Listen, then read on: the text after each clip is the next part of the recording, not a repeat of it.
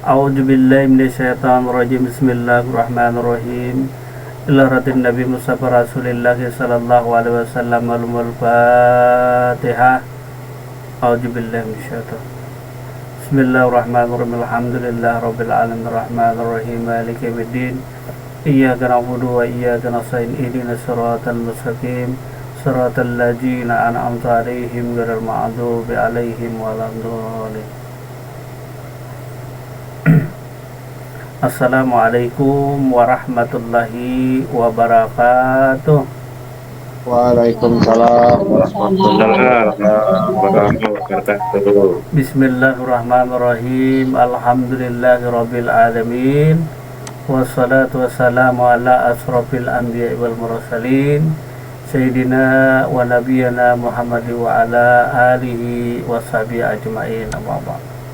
Marilah senantiasa kita panjatkan puji syukur kita kepada Allah Subhanahu wa taala atas segala limpahan rahmat dan hidayah daripada Allah Subhanahu wa taala. Sore hari ini kita bisa berjumpa lagi di majelis kita, dan tak lupa salawat serta salam semoga selalu tercurah haribaan Nabi kita Nabi Muhammad Rasulullah sallallahu alaihi wasallam serta sahabat, kerabat, keluarga beliau hingga yaumil akhir. Terima kasih atas kehadiran Bapak Ibu sekalian pada kesempatan sore hari ini di majelis kita, karena telah meluangkan waktu dan kesempatannya walaupun dalam keadaan berpuasa. Jadi pada sore hari ini khusus pengajian kita dalam kitab Syarah Al-Hikam daripada Ibnu Athaillah As-Skandariyah. Ini bagian yang ke-105. Allah menerangi alam lahir dengan cahaya makhluknya, dan Allah menerangi alam batin dengan cahaya sifat-sifatnya.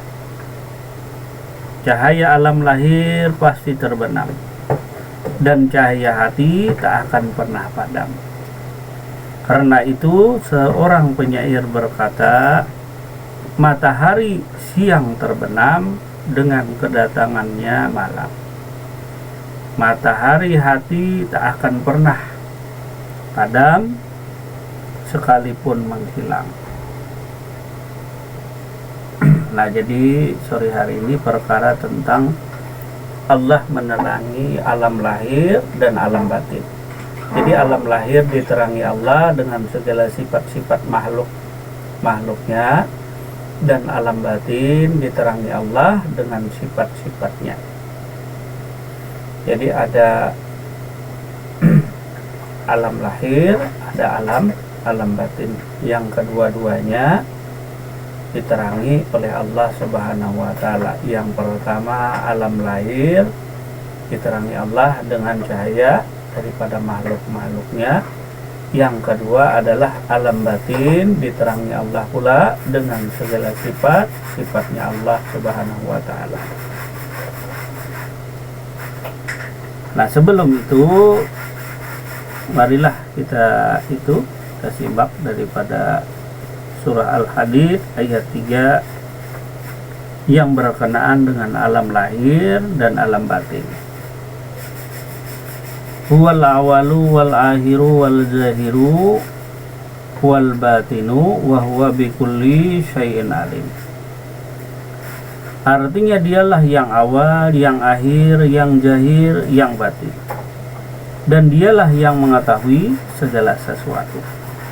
Jadi Allah tadi dialah yang awal, yang akhir, yang zahir, yang batin, dan dia mengetahui segala sesuatu. Jadi baik lahir maupun batin, baik awal maupun akhir, tiada lain daripada Allah Subhanahu wa taala juga. Dialah yang mengetahui segala sesuatu. Adapun yang dimaksud dengan huwal awalu, yakni sebelum adanya segala sesuatu. Jadi sebelum ada segala sesuatu, Allah telah ada. Sebelum adanya sesuatu. Aku adalah suatu perbendaharaan yang tersembunyi, karena aku hendak minta kenal, lalu ku jadikanlah makhluk. Jadikan makhluk. Jadi aku, kata Tuhan, hendak minta kenal, aku adalah suatu perbendaharaan yang tersembunyi. Aku adalah suatu perbendaharaan yang tersembunyi, karena aku hendak minta kenal, lalu ku jadikanlah makhluk. Ada pula keterangan lain, tidak kujadikan jin dan manusia melainkan untuk mengenalku. Illa liya'budun itu ditafsirkan bukan menyembah tetapi adalah mengenalku. Nah, itu bisa dibuka di risalah kitab Al-Qusairiyah. Tidak kujadikan jin dan manusia melainkan untuk mengenalku. Kata illa liya'budun itu bukan menyembah, tetapi dalam kitab Risalah Qusairiyah disebutkan di situ adalah mengenalku. Jadi Tuhan menciptakan jin dan manusia tidak lain hanya untuk mengenalnya. Untuk mengenalnya. Manakah yang kita kenal tadi? Yaitu huwal awalu wal akhiru wal jahiru wal batinu wa huwa bikulli syai'in alim. Artinya tadi, aku yang tersembunyi tadi adalah aku yang awal, yang akhir, yang zahir, yang batin. Aku yang mengetahui segala sesuatu. Aku yang minta kenal tadi. Aku tidak kujadikan jin dan manusia melainkan untuk mengenalku. Begitu pula ketika kita sholat tadi, maka Allah menyuruh kita untuk mengingatku. Illa innani anahu la ilaha illa ana fabudni wa aqimi sholata li dzikri. Dirikanlah sholat untuk mengingatku. Nah, jadi sholat pun disuruh Allah untuk mengingatku, kata Allah. Dan tadi hadis kursi tadi menyatakan bahwa aku adalah suatu perbendaharaan yang tersembunyi, karena aku hendak minta kenal, lalu kujadikanlah makhluk. Adapun makhluk ini tadi yang menerangi alam lahir. Nah, makhluk tadi, jadi yang disebut makhluk adalah selain daripada Allah Subhanahu wa Ta'ala. Masih ingat kemarin? Yang disebut makhluk adalah selain daripada Allah.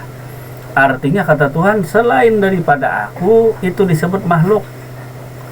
Apa saja itu selain daripada aku itu disebutlah makhluk. Apa itu? Nah, termasuk zat, sifat, asma, af'al. Itu makhluk. Termasuk segala sesuatu alam semesta beserta isinya disebut pula makhluk. Yang selain daripada Allah, selain daripada Tuhan, lalu disebutlah dia makhluk.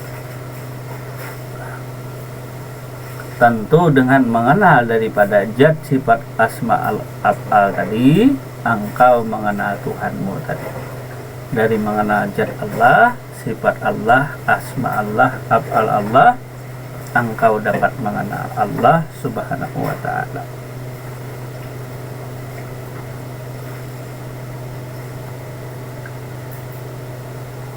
Wal akhiru artinya yang akhir dari segalanya, yakni yang tetap ada setelah kehancuran seluruh makhluk.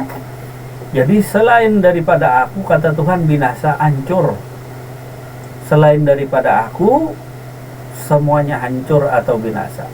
Maka janganlah sekali-kali engkau berpegang kepada sesuatu yang hancur, binasa. Jangan berpegang di situ tadi. Kalau Tuhan katanya jantung, ya kayak Paman Naim kan, Tuhan jantung tadi di mana kamu menuntut tadi. Lalu Tuhan tuh katanya jantung, Jantung kan bisa rusak, bisa hancur jantung. Jantung kan bisa berhenti bekerja. Nah, masa jantung dijadikan tadi? Tapi itulah anugerah ma'rifat yang diberikan Allah kepada seseorang tadi, beraneka ragam macam-macam ma'rifat yang dianugerahkan Allah. Seperti seseorang yang dapat gajah cuma dapat apa? Dapat telinga gajah, atau dapat belalai gajah, atau dapat gading gajah tadi, maka dia sebutkan itulah gajah. Dapat kakinya tadi, ini gajah katanya tadi, ya bentuk kaki seperti itu tadi. Untuk telinga, oh ini lebar, nah, inilah gajah, dan lain sebagainya tadi. Maka dari itu Tuhan menciptakan jin dan manusia supaya untuk mengenalnya. Arti kata Tuhan tadi, tidak aku jadikan jin dan manusia kecuali untuk mengenalku, supaya mengenalku. Setelah kenal aku tadi, barulah dia mengingatku di dalam sholat. Sholat itu supaya mengingat aku. Kalau pada ingat aku ya Tuhan, lalu apa yang disembah? Jangan sesembah-sembah segala sesuatu tadi. Sama juga berzikir tadi, seabdal-abdalnya zikir adalah mengingat aku. Abdalu zikri fa'lam anahu. Seabdal-abdalnya zikir adalah mengingat aku juga. Jangan mengingat yang lain. Banyak keterangannya lah. Nah, jadi yang namanya yang akhir tadi, yakni akhir dari segalanya, yakni yang tetap ada setelah kehancuran seluruh makhluk. Jadi walaupun batang tubuh hancur, kata Tuhan, aku masih ada. Aku masih ada. Batang tubuh tadi hancur, masih ada aku. Bahkan batang tubuh tadi tanpa aku tidak akan bisa berbuat apa-apa. Itu menunjukkan bahwa yang berkuasa atas segala sesuatu, yang zahir wal zahiru, yang berkuasa atas segala sesuatu, wal batinu, yang mengetahui segala sesuatu yang disembunyikan. Adapun pendapat lain mengatakan yakni yang tidak dapat terlihat. Kemudian ada lagi tafsir yang lain, Allah yang maha dahulu, yang awal tadi, yang dahulu, mendahului segala sesuatu.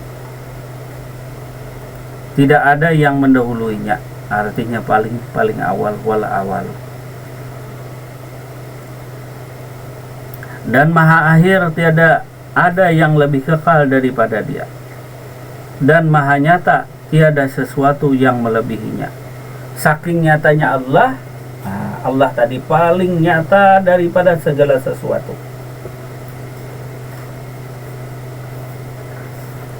Wal jahiru itu menunjukkan maha nyata yang tidak ada sesuatu yang melebihinya.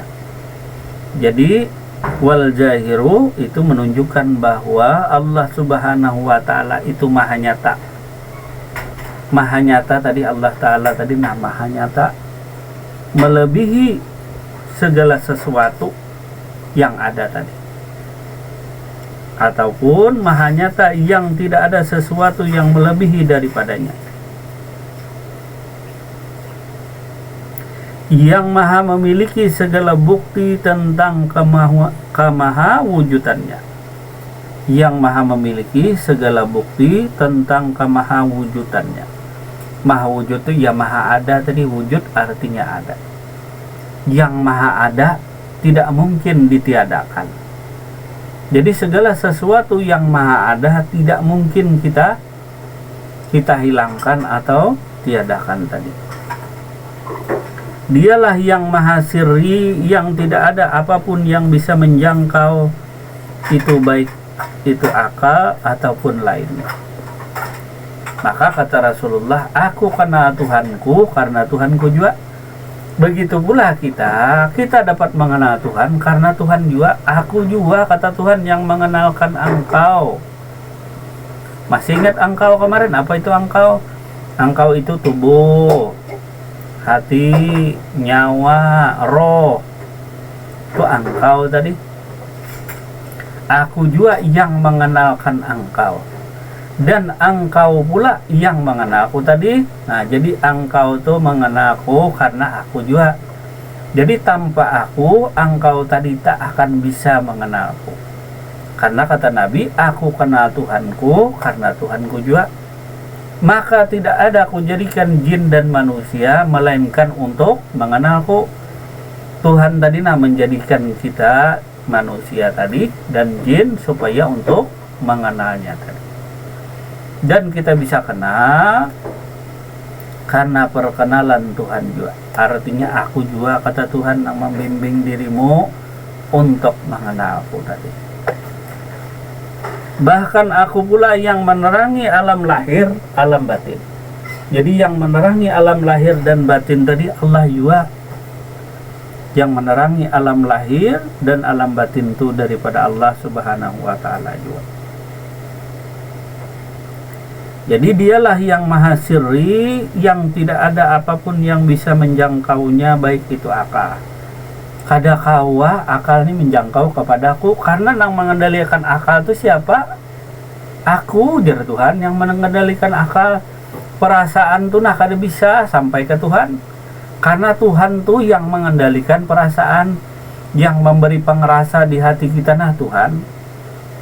Maka Tuhan kada bisa dirasa-rasa. Tuhan tadi kada bisa diakal-akali, karena Tuhan tadi pemilik akal, aku pemilik akal, aku memiliki aku pemilik perasaan, aku pemilik zahir, aku pemilik batin, aku yang awal, aku yang zahir, aku yang batin. Maka akal itu tidak akan bisa mencapai Tuhan. Perasaan tadi kada bisa mencapai Tuhan, kada bisa berjumpa aku, kada bisa mengenal aku, kecuali atas izin kehendakku juga kata Tuhan. Akal itu tak mungkin bisa berjalan kalau tanpa aku kata Tuhan. Akalmu tuh akal engkau tuh tanpa aku tak akan bisa berbuat apa-apa. Bayangkan akal tanpa aku, hilang kontrol. Ini manusia yang disebut kurang akalnya. Atau kada bakal. Manusia adakah yang kada bakal? Ada. Sedikit akalnya tadi. Maka akal itu sesungguhnya daripada kuasanya Tuhan juga. Maka akal itu tidak bisa menjangkau daripada Tuhan. Jadi akal tadi, kalau nanti kita akal-akali supaya bisa mengenal Tuhan, tidak bisa. Karena akal tadi adalah makhluk Tuhan juga. Artinya makhluk Tuhan juga. Termasuk hati perasaan tadi makhluk Tuhan juga. Maka dari itu termasuk akal hati kita itu yang disebut disinari oleh cahaya sifat-sifat Tuhan. Akal kita, perasaan kita, hati nurani kita, inilah yang disinari daripada nur Tuhan tadi. Artinya yang diberikan cahaya segala sifat-sifat Tuhan. Jadi akal tuh daripada sifat Tuhan juga. Perasaan kita tuh daripada sifat Tuhan juga. Akal tadi daripada sifat Tuhan, supaya kita bisa membedakan mana yang baik, mana yang buruk, mana yang muhadas, mana yang kadim, mana makhluk, mana itu sifat Tuhan daripada akal. Begitu pula perasaan tadi, manakah yang daripada Tuhan, manakah yang daripada iblis setan. Zahirur Rabbi batinu abdu. Zahir Tuhan tadi nampak atau nyata kepada batin si hamba. Batin hambanya tadi. Karena apa? Allah menerangi batin alam batin daripada si hamba tadi dengan segala sifat-sifatnya. Apa sifat Tuhan? Di antaranya ilmu. Nah, ilmu tadi, dengan ilmu batin tadi dapat mengetahui segala sesuatu, dapat membedakan ini hak orang lain, ini hak dirinya. Dapat dia membedakan ini rasa manis, rasa pahit, rasa sedih, rasa senang, dan lain sebagainya.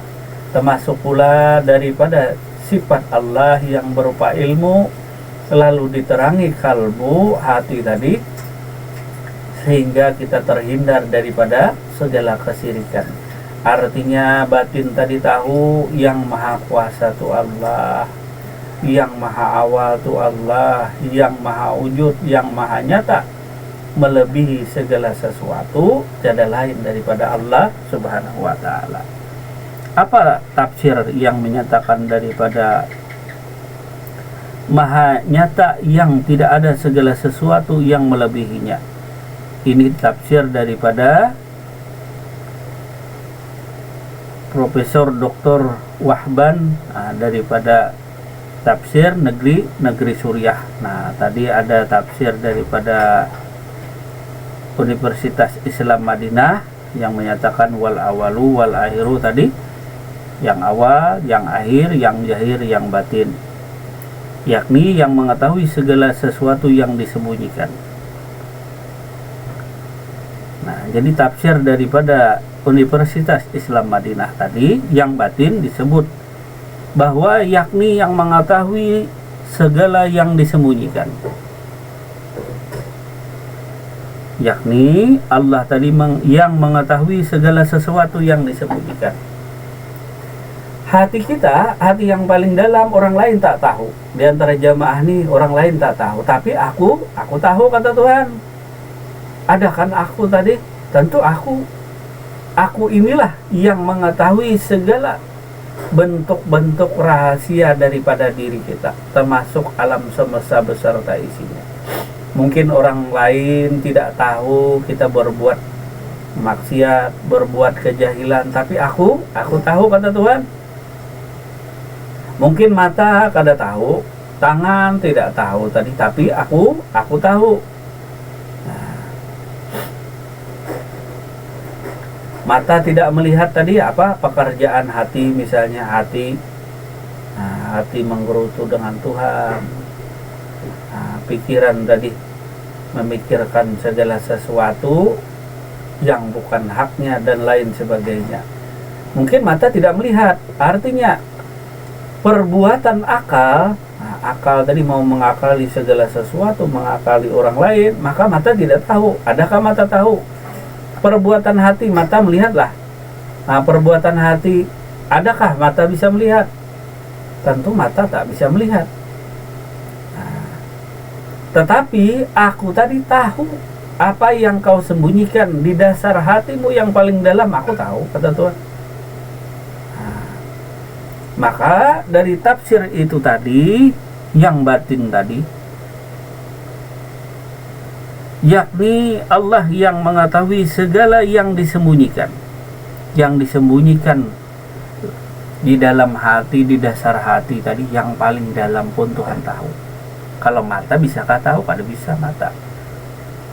Tangan tidak bisa, dan lain sebagainya tadi. Maka aku tahu. Karena aku ini adalah Malikin Nas. Aku pula yang jadi raja.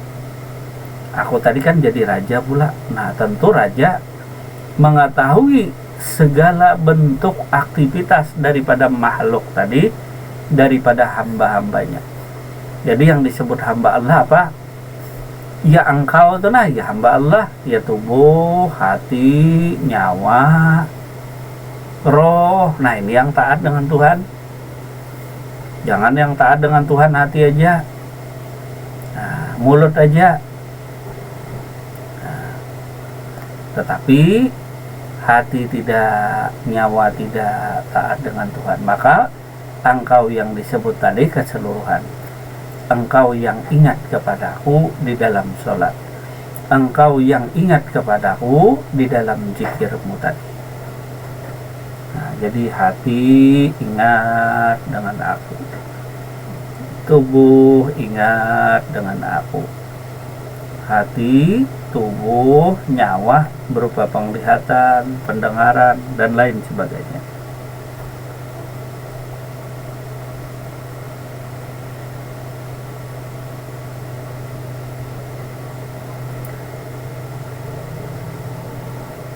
Dialah yang maha luas pengetahuannya atas segala sesuatu. Tidak ada yang bisa luput dari pengawasannya.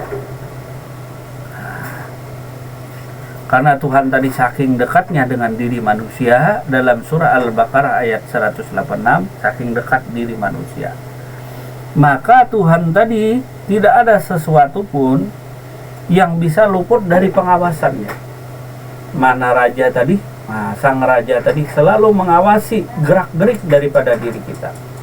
Ini pula disebutkan diri kita selalu merasa diawasi oleh Tuhan. Jadi aku tahu apa yang kau sembunyikan, apa yang kau kerjakan. Baik perbuatan lahir, perbuatan batin, aku tahu. Bila ditujukan selain daripada aku, maka inilah amal ibadah atau bentuk amal ibadah yang syirik, mensekutukan aku dengan segala sesuatu. Jadi kata Tuhan nih, mensekutukan aku dengan segala sesuatu. Sholat lupa dengan aku, misalnya ingat apa? Nah, ingat pekerjaan dan lain sebagainya tadi. Nah, maka sholatnya ini termasuk sholat yang lalai. Berzikir, nah, sekalinya yang diingat bukan aku. Saking asiknya berzikir tadi sampai lupa dengan aku, kata Tuhan. Saking asiknya, karena zikirnya hanya berupa kata-kata, bentuk puji-pujian tadi. Tetapi yang sebenarnya zikir adalah mengingat aku. Abdalu zikri falam anahu.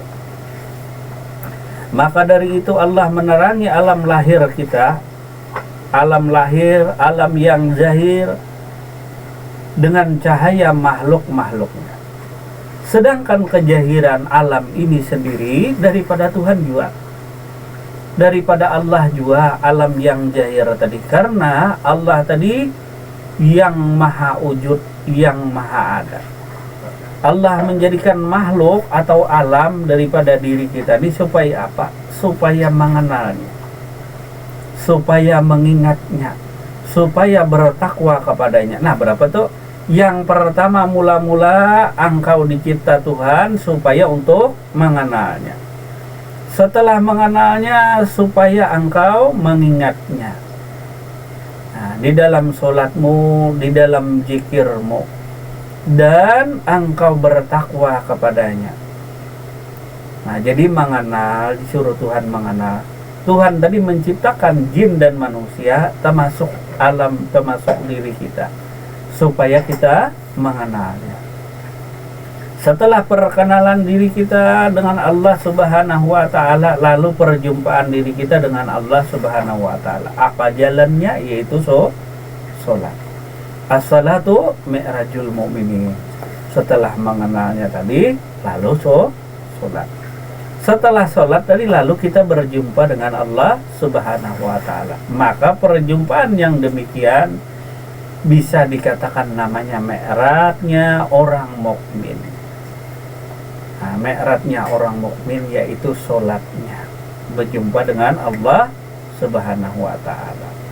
Setelah perjumpaannya dengan Allah, lalu didapatnya lah perintah dan larangan daripada Tuhan. Didapat pula perintah dan larangan Tuhan. Kalau Nabi Isra Mi'raj tadi, kalau kita mi'rajnya di mana? Ketika waktu sholat tadi. Nah, waktu sholat tadi, maka berjumpalah diri kita dengan Allah Subhanahu wa Ta'ala. Nah, itulah Allah menerangi alam lahir tadi yang nampak, yang nyata adanya tuh. Jadi Allah lebih nyata daripada segala yang nyata, karena Allah adalah yang maujud. Nah, jadi tidak ada sesuatu pun yang dapat menghijabi Allah Subhanahu wa Ta'ala kecuali daripada dirinya juga. Daripada dirinya juga tadi. Nah, jadi cahaya-cahaya makhluknya dan menerangi alam batin dengan cahaya sifat-sifatnya. Jadi alam lahir diterangi Allah dengan cahaya makhluk-makhluknya. Apa itu alam lahir ini tadi? Matahari yang menerangi. Ketika malam yang menerangi apa? Bulan, bintang. Nah, yang menerangi ketika malam hari menerangi alam. Ketika siang hari maka alam ini, alam zahir ini diterangi oleh mataharinya Allah Subhanahu wa taala. Dan alam batin daripada diri insan manusia diterangi Allah pula dengan cahaya segala sifat-sifatnya, alam batin tadi. Nah, alam batin. Jadi alam batin tuh siang malam cahayanya. Kalau siang matahari cuma di siang hari aja, kalau malam gelap, tak ada lagi matahari. Begitu pula kalau malam diterangi dengan rembulan. Kalau sudah siang maka hilanglah rembulan tadi. Tetapi cahaya daripada batin yang diterangi oleh cahaya sifat-sifat Allah itu, maka pagi siang malam kada berpadam-padaman. Kada pernah padam-padamnya cahaya daripada nurullah, cahaya kebesaran dan keagungan Allah. Karena jahiru rabbi batinu abdi, jahir Tuhan tadi nampak kepada batin hambanya. Maksudnya diterangilah batin tadi dengan segala sifat-sifat Tuhan.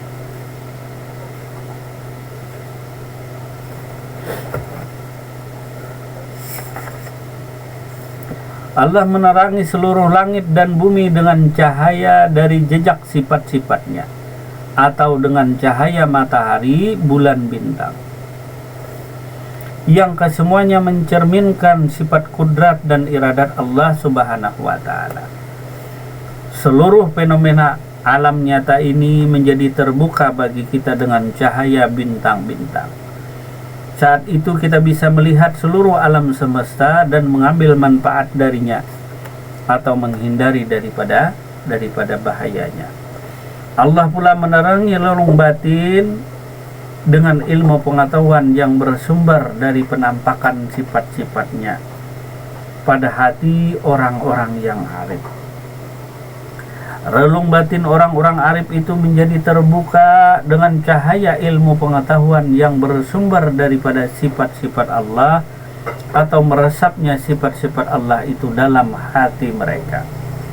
Saat itulah orang-orang yang arif akan bisa melihat berbagai sifat yang ada dalam batin mereka, sehingga mereka akan menghindari bahaya dan mengambil manfaat. Jadi cahaya daripada sifat-sifat Allah tuh menerangi hati kita.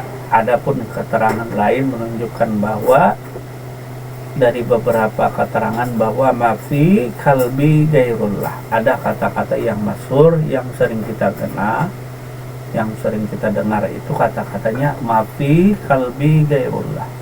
Maaf, di hatiku hanya ada Allah. Ini menunjukkan keadaan hati orang yang zuhud, orang yang semata-mata hatinya hanya mencintai Allah, orang yang hatinya semata-mata condong, hatinya hanya kepada Tuhannya. Maka disebutkan ialah mafi kalbi gairullah, maaf di hatiku hanya ada Allah. Artinya tidak ada yang engkau cintai selain daripada aku. Artinya aku saja yang kau cintai, aku saja yang kau taati, aku saja yang engkau perlukan, engkau butuhkan. Maka aku inilah yang menerangi hatimu dengan segala sifat-sifat tadi. Nah, jadi mafi kalbi gairullah itu artinya tiada lain yang dicintai kecuali hanya aku. Artinya hanya aku, kata Tuhan. Maka hati tadi bersih daripada selain daripada Allah. Artinya hati tadi jauh daripada bahaya-bahaya Jadi yang disebut bahaya-bahaya di sini adalah segala penyakit-penyakit hati yang tersamar tersembunyi. Ini yang lebih berbahaya daripada segala penyakit lainnya tadi. Kita sering beribadah, cuma kita masih ujub riya. Nah, kita tekun rajin beribadah, dari kecil beribadah sampai dewasa, sampai tua beribadah. Cuma rajin beribadah, cuma masih mensekutukan Allah Subhanahu wa Ta'ala dengan segala sesuatu. Maka ibadah yang kita kerjakan kada pernah cukup. Ibarat buah selalu rusak, buah yang kita miliki tadi selalu rusak. Karena hati kita ada penyakit tadi, atau mengandung daripada bahaya-bahaya tadi. Jadi hati kita tuh rusak. Maka bila hati kita rusak, rusaklah batang tubuh tadi. Rusaklah segala akhlak perilaku kita. Maka bila hati kita rusak, maka kita tidak akan bisa mencapai yang namanya makam fana ataupun makam baka. Tidak akan bisa kita capai selagi hati kita dipenuhi oleh segala penyakit-penyakit syirik kopi atau syirik tersembunyi. Nah, ini yang membahayakan diri kita. Bang, kita rajin beribadah, rajin sholat. Jadi segala bentuk ibadah yang kita kerjakan, baik yang sunat ataupun yang wajib, itu tidak akan bisa menjamin keselamatan diri kita. Apalagi kita kada beribadah. Nah, para sama sekali lah. Artinya ibadah itu tidak menjamin keselamatan kita. Ibadah sunatkah, ibadah wajibkah, tidak ada yang menjamin. Apalagi kita tidak melaksanakan segala amal ibadah. Nah, makin parah lagi. Tetapi walaupun sedikit, kata Rasulullah, amal ibadah yang dikerjakan, amal ibadah yang dimiliki oleh orang yang ma'rifatullah itu cukup. Jadi sedikit amal ibadah orang yang ma'rifatullah itu cukup. Dan banyak amal ibadah yang dikerjakan tetapi tidak mengenal Allah Subhanahu wa Ta'ala tidak akan pernah cukup. Nah, jadi walaupun banyak amal ibadah, maka tidak akan pernah cukup ketika kita tidak mengenal Allah Subhanahu wa Ta'ala. Jadi batin tadi diterangi Allah dengan segala sifat-sifatnya. Semua orang diterangi. Tidak ada sesuatu pun yang tidak diterangi batinnya oleh Allah Subhanahu wa Ta'ala. Semua orang. Yang membuat gelap tadi adalah daripada diri kita juga. Diri kita yang tidak mau mengenal Allah Subhanahu wa Ta'ala. Diri kita yang tidak mau membersihkan batin kita tadi. Maka bersihkanlah batin tadi, hati tadi, dengan cara berjuhud. Juhud tadi mencintai Allah dengan sebenarnya, melebihi lainnya. Nah, maka pentingnya kita melakukan namanya juhud tadi. Boleh jadi kita di kota besar, boleh jadi kita bergelimangan harta, tapi hati kita hanya untuk Allah. Tetapi walaupun kita di kampung, di hutan, tapi hati kita jauh daripada Tuhan, artinya condong kepada dunia,